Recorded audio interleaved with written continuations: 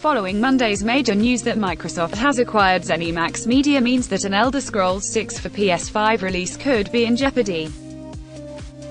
In case you aren't aware, Zenimax Media is the parent company of many game studios including Bethesda Softworks that develops the Elder Scrolls series of games.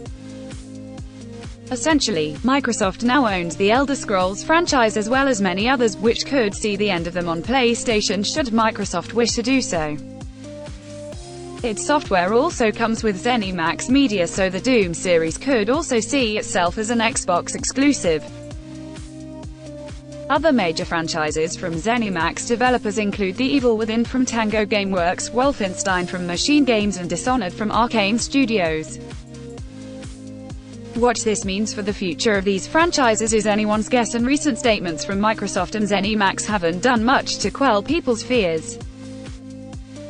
Speaking about the future of Bethesda's scheduled releases, Phil Spencer, the current executive VP of Xbox, stated, "We'll take other consoles on a case-by-case basis."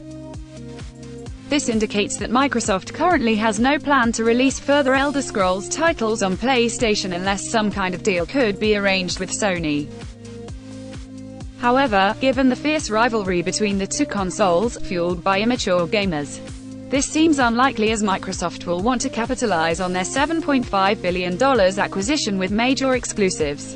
There are very few game series as major as The Elder Scrolls and Doom. The good news for PlayStation gamers, however, is that Microsoft has agreed to honor any existing upcoming releases and even timed exclusives for PlayStation that have already been agreed upon before their purchase of Zenimax. This includes Deathloop and Ghostwire Tokyo, both of which are being published by Bethesda and were major players in recent PS5 showcase events. Reportedly, the company has also agreed to continue Elder Scrolls Online for PlayStation 4 but has not commented on the future of Elder Scrolls Online for PS5, which was reportedly set to receive a free next-gen upgrade. The major news for Xbox fans is that all future games from any of the Zenimax developers is that they will all be available as part of Xbox Game Pass on their release dates. Xbox Game Pass is Microsoft's game subscription service similar to PS Now, which allows access to a huge library of games for a relatively small price of $9.99 per month for Xbox and PC gamers. Although gamers don't own the game, they can access them for as long as their subscription is active, and the money-saving potential is huge.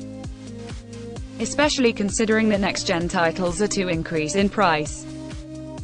When all is said and done though, Microsoft might want to release future Elder Scrolls titles so as not to essentially half the franchise's potential earnings.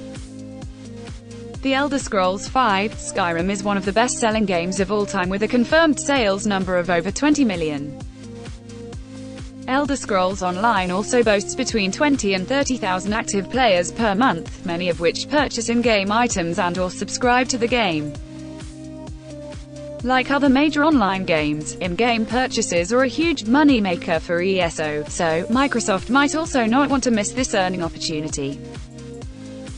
Therefore, it would not make sense to alienate one half of the gamer market in the hope that they will move over to Xbox just to play some of their favorite games.